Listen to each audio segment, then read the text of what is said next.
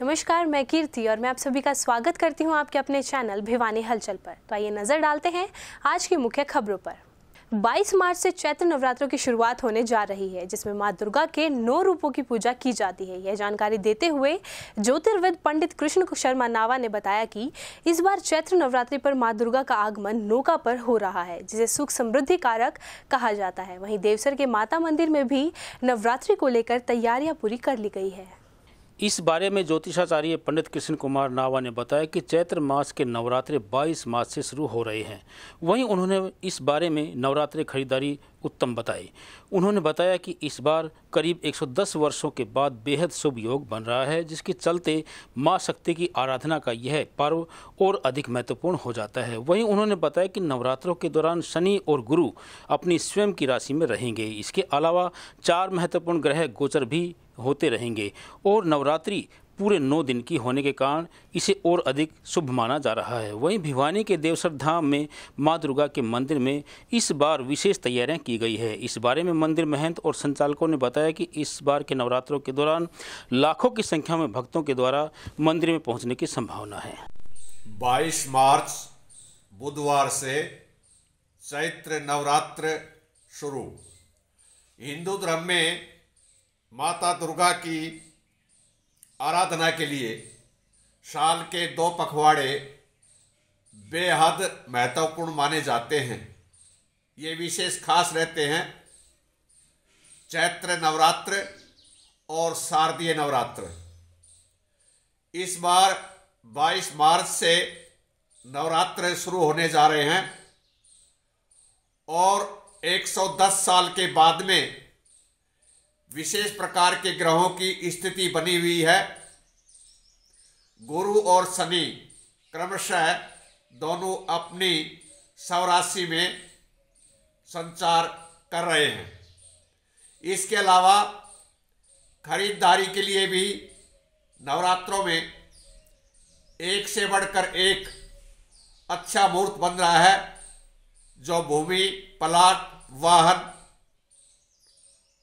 जेवरात आदि की खरीद के लिए शुभ माना गया है। माता के लिए आराधना में घट स्थापना को महत्वपूर्ण माना गया है। घट स्थापना का समय इस बार सुबह 6:25 से 7:41 तक रहेगा। जो भक्तजन किन्हीं कारणों से इस समय में घट स्थापना न कर पाए तो इसका अगला समय 7:59 से 9:31 तक विद्यमान रहेगा। इस बार माता नौका पर सवार होकर आ रही है। वैसे तो माता का वाहन सिंह माना जाता है, यानी शेर की सवारी, लेकिन तिथिवार के कर्मानुसार नवरात्र में इसकी सवारी अनेक रूपों में देखने को मिलती है। बुधवार को प्रतिपदा के साथ माता का आगमन नौका पर होगा, यानी माता रानी नौका से सवार होकर आएंगी। नौका पर सवार होने का अर्थ आप जो इच्छा करेंगे वही इस नवरात्र में आपको प्राप्त होगा, अर्थात माता सभी खुशहाली लेकर आएंगी। इसके साथ साथ नवरात्र में क्रमशः यत्र तत्र सर्वत्र वर्षा के योग भी विद्यमान रहेंगे।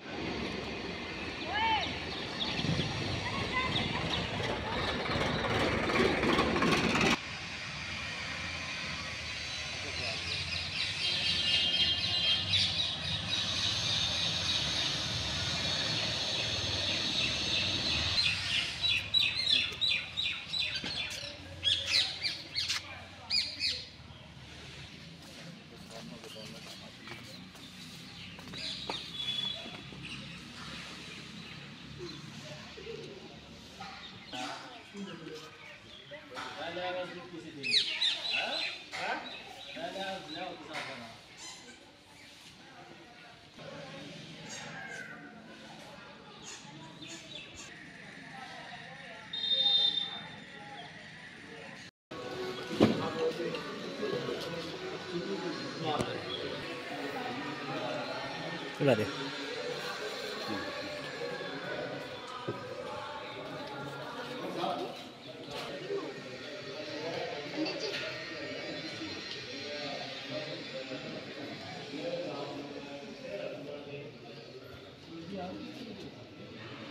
आरती बस अभी होगी।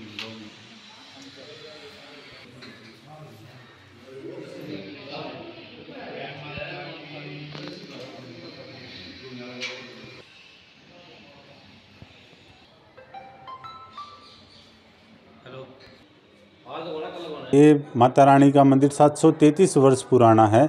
733 वर्ष पहले यहाँ पर भंवर सिंह नाम का बंजारा आया था और उनको वो अपनी यहाँ गाय चराने के लिए आया था और माता रानी ने उन्हें साक्षात दर्शन दिए और तब से उन्होंने ये मंदिर स्थापित करवाया था। और तब से लेकर धीरे धीरे माता रानी की इतनी कृपा हुई कि देश विदेशों से यहाँ पर भक्तजन आते हैं और माता रानी सभी की मनोकामना पूर्ण करती है और सभी भक्तों पर अपनी कृपा बनाए रखती है। और यहाँ पर जितने भी भक्तजन आते हैं उनके लिए ठहरने का और भोजन का विशेष निःशुल्क प्रबंध है और भक्तजन यहाँ पर आकर अपनी मनोकामना मांगते हैं और माता रानी उनकी सभी मनोकामनाएं पूर्ण करती है। प्रदेश के कृषि एवं पशुपालन मंत्री जेपी दलाल द्वारा किसानों की आय को बढ़ाने के लिए कृषि में आधुनिक तकनीक, उद्यान आदि सहित मत्स्य पालन पर पूरा जोर दिया जा रहा है। इसी कड़ी में डीसी नरेश नरवाल के निर्देशानुसार मंगलवार को जिला मछली पालन अधिकारी सिकंदर सांगवान ने मछली पालन में चलाई जा रही विभिन्न योजनाओं के बारे में किसानों को विस्तार से जानकारी दी। आपको बता दें कि प्रदेश के कृषि एवं पशुपालन मंत्री जेपी दलाल द्वारा किसानों की आय को बढ़ाने के लिए कृषि में आधुनिक तकनीक, उद्यान आदि सहित मछली पालन पर पूरा जोर दिया जा रहा है। मत्स्य विभाग द्वारा मछली पालन के प्रोजेक्ट पर महिला एवं अनुसूचित जाति को 60% तक का अनुदान दिया जाता है। इसी प्रकार सामान्य वर्ग व पिछड़े वर्ग को 40% का अनुदान दिया जाता है। डीसी नरेश नरवाल के निर्देशानुसार जिला में मत्स्य पालन विभाग द्वारा लोगों को झींगा मछली पालन के प्रति जागरूक किया जा रहा है, जिसका असर साफ तौर पर दिखाई दे रहा है। परिणाम स्वरूप जिला में फिलहाल लगभग 225 एकड़ में झींगा मछली पालन किया जा रहा है। पुरुषों के साथ साथ महिलाएं मछली पालन व्यवसाय को अपनाकर लाखों रुपए कमा रही हैं। जिला मत्स्य अधिकारी सिकंदर सांगवान ने बताया कि प्रधानमंत्री मत्स्य संपदा योजना भारत सरकार द्वारा चलाई जा रही है और ये एक ऐसी योजना है जिसके माध्यम से मछली पालन व्यवसाय से जुड़े हुए लोगों की आय में वृद्धि करने के साथ ही उनके जीवन स्तर में सुधार करना और अधिक बढ़ जाता है। उन्होंने बताया कि प्रशिक्षण शिविर लगाकर लोगों को झींगा मछली पालन के बारे में जागरूक किया जा रहा है। लोग झींगा मछली पालन हेतु सरकार द्वारा दी जाने वाली अनुदान राशि का लाभ उठा रहे हैं। धीरे धीरे झींगा मछली पालन का दायरा बढ़ता जा रहा है। इसके लिए समय समय पर जागरूकता शिविर भी आयोजित किए जाते हैं। मैं सिकंदर सिंह सांगवान, जिला मत्स्य अधिकारी भिवानी। सरकार द्वारा PMSY स्कीम प्रधानमंत्री मत्स्य संपदा योजना के तहत खारे पानी में मछली पालन के प्रयास के लिए माननीय मुख्यमंत्री व माननीय मंत्री जी श्री JP दलाल के दिशा निर्देश और प्रयास के माध्यम से ब्लॉक शिवानी और बहल में 2022-23 के दौरान 250 एकड़ में झींगा मछली पालन का कार्य करवाया गया है। मत्स्य किसानों को वहाँ एक मत्स्य किसान कम से कम 7 टन से लेकर 8 टन की झींगा मछली पालन की प्रोडक्शन का उत्पादन किया, जिससे उस बंजर जमीन में मत्स्य किसान को कुछ भी पैदा नहीं होता था। सरकार के प्रयास से उस जमीन में कम से कम 25 से 30 लाख रुपए की इनकम मत्स्य किसान ने 4 महीनों के पीरियड में 4 महीने के टाइम में वो उत्पादन करके अपना अच्छा मुनाफा प्राप्त किया है। और बहुत ही अच्छा प्रयास है माननीय JP दलाल जी का, और वहाँ ज़्यादा लोगों को मोटिवेट करते हैं। हर जगह डिपार्टमेंट की उपलब्धियों के बारे में गिनवाते हैं, बताते हैं, ज़्यादा किसानों को प्रोत्साहित करते हैं कि आप झींगा मछली पालन का कार्य शुरू करें, जिससे आपकी आमदनी का स्रोत बढ़ेगा, आपके बच्चे पालन पोषण अच्छी प्रकार से चलेगा। और बेरोजगार युवकों को भी ज़्यादा कहते हैं भाई आप भी इसमें मछली पालन से जुड़ें, जिससे आपको ज़्यादा इनकम होगी। और एक रोजगार का साधन आपको प्राप्त होगा। सर गरबा में भी एक योजना, हाँ, गरबा में भी माननीय मंत्री जी के प्रयास से एक एक्सीलेंस सेंटर उत्कृष्ट केंद्र खारे पानी का मत्स्य विभाग द्वारा स्थापित किया जा रहा है। अभी उसका प्रोसेस में चला हुआ है। उसके होने के बाद इसके बारे में आगे माननीय मंत्री जी के प्रयास से इसमें भी अच्छा एम्प्लॉयमेंट मिलने की संभावना है। किसानों को फायदा होगा, जिससे खारे बंजर भूमि है जहाँ अंडरग्राउंड पानी है, खारे पानी उसको ज़्यादा से ज़्यादा इसमें प्रयोग करके झींगा मछली पालन का करवाया जाएगा और लोगों को, किसानों को ज़्यादा से ज़्यादा इसका उत्पादन लेकर अपनी आय का स्रोत बढ़ाएंगे। कृषि विज्ञान केंद्र भिवानी द्वारा गांव नीमड़ीवाली में फसल अवशेष प्रबंधन के तहत किसान मेले और प्रदर्शनी का आयोजन किया गया। मेले में खंड के 24 गांव से लगभग 800 किसानों ने शिरकत की। कार्यक्रम में मुख्य अतिथि के रूप में पूर्व वीसी एमडीओ रोहतक से एचएस चहल पहुंचे। इस अवसर पर किसानों को फसल अवशेष प्रबंधन के बारे में विस्तृत जानकारी भी प्रदान की गई। सोमवार को गांव नीमड़ीवाली के राजकीय वरिष्ठ माध्यमिक विद्यालय में आयोजित कृषि एवं प्रदर्शनी में कृषि विज्ञान केंद्र भिवानी के वरिष्ठ संयोजक डॉक्टर बीएस बेनीवाल भी किसानों के बीच पहुंचे। वहीं कृषि विज्ञान केंद्र के वैज्ञानिक डॉक्टर योगिता बाली ने बताया कि इस प्रोग्राम में महेंद्रगढ़ के वरिष्ठ संयोजक डॉक्टर रमेश यादव ने फसल अवशेष के प्रबंधन के बारे में अवगत करवाया। साथ ही कृषि विज्ञान केंद्र में होने वाली विभिन्न गतिविधियों की जानकारी भी दी।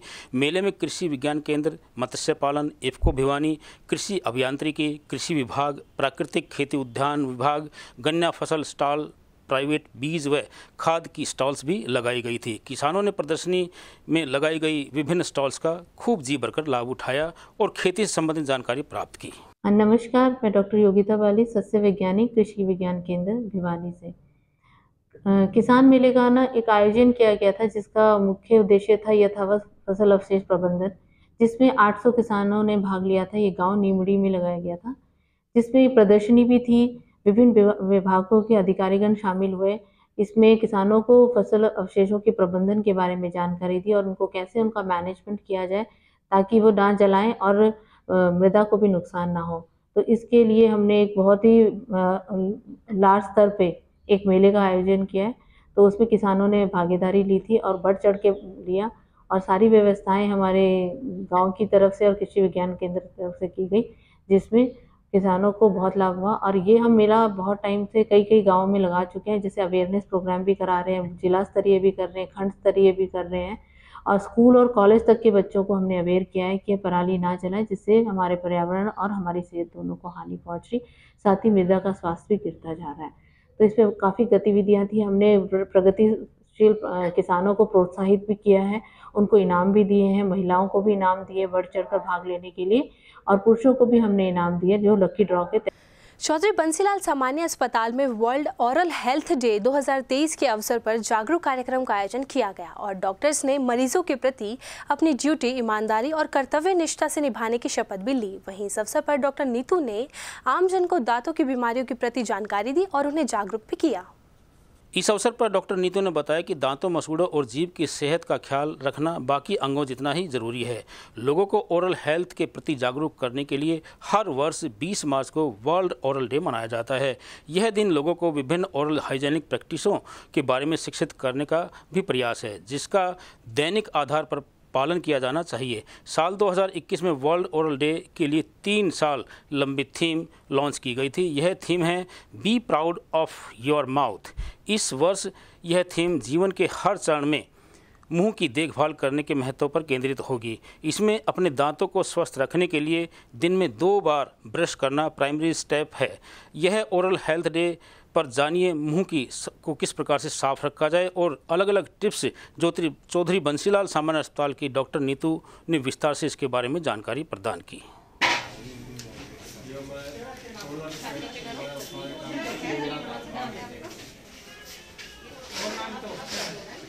हर साल 20 मार्च को वर्ल्ड ओरल हेल्थ डे मनाया जाता है। इसी उपलक्ष्य में यहाँ सिविल हॉस्पिटल भिवानी में सभी डॉक्टर्स को शपथ दिलाई गई है ओरल हेल्थ के लिए कि लोगों का तंबाकू छुड़वाना है, उनके मुंह की देखभाल, और जो मरीज आएंगे उनका हमें प्रायोरिटी बेसिस पे ट्रीटमेंट करना है। और मरीजों को जागरूक किया गया ओरल हेल्थ के बारे में। जागरूकता के बारे में बताना चाहूंगी कि दांतों के बारे में जैसे बताया गया कि हमारे मुंह में 2 सेट जो आते हैं दांतों के आते हैं, एक जिन्हें दूध का दांत बोलते हैं, दूसरा पक्का दांत। जो दूध के दांत होते हैं वो हमारे लगभग 6 महीने में आने शुरू हो जाते हैं और 3 साल तक लगभग सारे दूध के दांत आ जाते हैं। पक्के दांत हैं वो 6 साल की उम्र में आने शुरू होते हैं, दूध के दांत टूटने शुरू हो जाते हैं और 13-14 साल की उम्र तक सारे पक्के दांत आ जाते हैं, दूध के दांत सारे टूट जाते हैं। सबको पता है कि दांत हमारे मुंह में खाने का, चबाने का, हमारे मुंह की बनावट बना के रखने का काम करते हैं, हमें बोलने में मदद करते हैं। जो दूध के दांत हैं वो एक काम और करते हैं कि जो पक्के दांत आते हैं उनके लिए जगह बना के रखते हैं कि जब मैं गिर जाऊंगा तो मेरी जगह दूसरा दांत आएगा। जब वो काम एक्स्ट्रा कर रहे हैं लेकिन हम उनकी देखभाल उस हिसाब से नहीं करते हैं। देखा गया है जनरली कि बच्चों को ब्रश कराना तब शुरू कराते हैं कि जब बच्चा खुद से ब्रश करने लायक हो जाए, हाथ में पकड़ ले, अपने आप कर ले। 9-10 साल की उम्र में बच्चे को ब्रश दिया जाता है कि अब वो खुद ब्रश कर लेगा तो उसको ब्रश दिया जाता है। ब्रश करना शुरू करना चाहिए जैसे ही बच्चे के मुंह में दांत आ जाते हैं। अब 6 महीने के बच्चे के मुंह में जैसे मैंने बताया कि दांत आ जाते हैं तो खुद तो ब्रश कर नहीं पाएगा, तो 6 महीने से 3 साल तक के बच्चे को ब्रश किसी बड़े को ही करना पड़ेगा। 3 साल के बाद 7 साल तक लगभग जैसे बच्चे को बताया जाएगा वो उस तरीके से ब्रश कर लेगा और 7 साल के बाद बच्चे को प्रैक्टिस हो जाएगी, वो खुद ब्रश कर सकता है। अब बात करते हैं थोड़ा दांतों की बीमारियों के बारे में। दांतों में मेन बीमारी होती है जैसे कीड़ा लगना और पायरिया, दोनों का कारण एक ही है और हम इससे बच सकते हैं। Prevention is better than cure. तो बचाव का क्या तरीका है कि हमें ब्रश सुबह शाम दोनों टाइम करनी है। सुबह खाना खाने के बाद और रात को खाना खाने के बाद, उसके बाद ब्रश करके आपको कुछ नहीं खाना है। ब्रश हर 3 महीने में अपनी बदल लेनी चाहिए। ब्रश करने का सही तरीका होगा तो हमें ये बीमारियों से हम बचे रहेंगे। हर 3 महीने में अपना ब्रश जैसे मैंने बताया कि बदल लेना है, ठीक है। तो दांत में कीड़ा लगता है या पायरिया लगता है, उसका मेन कारण यही है कि ब्रश नहीं हो रहा। हमने कुछ भी खाया, दांत के ऊपर जमा रह गया, हमारे सबके मुंह में बैक्टीरिया है, उस खाने का एसिड बना देंगे, वो धीरे धीरे दांत गलता रहेगा। शुरू में थोड़ा सा छेद होगा, उसमें खाना फंसना शुरू हो जाता है, उसके बाद वो एसिड दांत और गलाता जाएगा। जब तक कीड़ा दांत की पहली या दूसरी परत में है, अगर हम डॉक्टर के पास चले जाएंगे तो वो तुरंत उसको साफ करके भर देगा और आपका दांत बच जाएगा। लेकिन हम लोग लापरवाही ये करते हैं कि हम डॉक्टर के पास तब जाते हैं जब हमारे दांत में दर्द हो जाता है। उस स्टेज पे या तो हमें दांत की नस निकालनी पड़ती है, जैसे हम रूट कैनाल ट्रीटमेंट बोलते हैं, या फिर दांत ही निकालना पड़ता है, डिपेंडिंग अपॉन कि कितना टूथ स्ट्रक्चर हमारा बचा हुआ है। पायरे में भी यही होता है कि मसूड़ों के आसपास गंदगी जमनी शुरू हुई, उसके बाद मसूड़ों में सूजन आनी शुरू हो जाती है और मसूड़ों से खून आता है। जैसे ही मसूड़ों से खून आता है तो हम लोग घबरा जाते हैं और कि मसूड़ों से खून आ रहा है, ब्रश करने की वजह से हम ब्रश करना ही छोड़ देते हैं। वही सबसे बड़ी गलती करते हैं। अगर मसूड़ों से खून आ रहा है और हम खुद से दोनों टाइम ब्रश करें तो मसूड़े से खून आना बंद हो जाएगा। लेकिन अगर हमने छोड़ दिया, हमारे मुंह में और ज्यादा गंदगी जमेगी तो मसूड़ों में से सूजन निकल के हड्डी में चली जाएगी, फिर वो हड्डी भी गलनी शुरू हो जाती है और दांत हिल हिल के गिर जाता है। जितनी हड्डी गलेगी उस हिसाब से दांत हमारा कमजोर होता जाएगा। इन दोनों बीमारियों से हम बच सकते हैं अगर हम दोनों टाइम ढंग से ब्रश करें तो। एक और बीमारी के बारे में बताना चाहूंगी, ओरल कैंसर के बारे में। सबको पता है कि ओरल कैंसर बीड़ी, सिगरेट, हुक्का, पान, तंबाकू, इन सब चीजों से होता है। लेडीज अक्सर ये पूछती हैं कि जी हम तो बीड़ी सिगरेट नहीं पीते हैं, उसके बाद हमें भी क्यों कैंसर का खतरा हो रहा है, हमें क्यों कैंसर हो रहा है। अगर आपके सामने कोई बैठ के बीड़ी पी रहा है या सिगरेट पी रहा है, वो जो धुआं बाहर छोड़ रहा है उससे कैंसर होने का खतरा सामने वाले को भी है। तो जो सामने बैठा है उसको भी उतना ही खतरा जितना पीने वाले को है। तो बीड़ी, सिगरेट, हुक्का, पान, तंबाकू, इन सब चीजों से दूर ही रहें। हमें अपने मुंह की हर महीने एक बार जांच कर लेनी चाहिए खुद से, जिससे हमें पता लग जाए कि दांतों में कीड़ा तो नहीं लग गया है या कैंसर के कोई लक्षण तो नहीं है। कीड़ा लगने के लिए आप देखोगे, मुंह खोल के आप शीशे के सामने खड़े हो जाइए, सारे दांत अपने चेक करो, कहीं कोई काला धब्बा दिख रहा है या कहीं पे खाना फंस रहा है तो आप डॉक्टर को दिखा लो। कैंसर के लिए आपने जांच करनी है, सबसे पहले आप अपने ऊपर वाले होंठ को चेक करेंगे, उठा के ऊपर अच्छे से उंगली लगा के, कहीं पे आपको कोई गांठ या कोई छाला महसूस हो रहा है।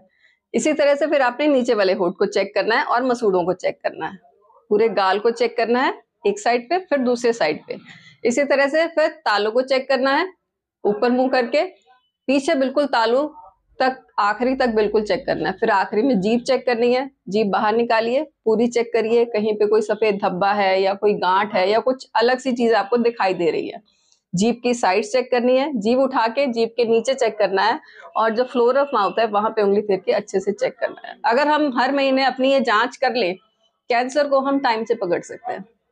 मंगलवार को कृषि विज्ञान केंद्र के मौसम विभाग के डॉक्टर देवीलाल ने मौसम से संबंधित विस्तृत जानकारी प्रदान की तथा कहा कि 23 तारीख के बाद भी बारिश की आशंका जताई जा रही है। वहीं इस अवसर पर उन्होंने मौसम बदलाव को लेकर किसानों को अपनी फसलों को सुरक्षित रखने के दिशा निर्देश भी दिए।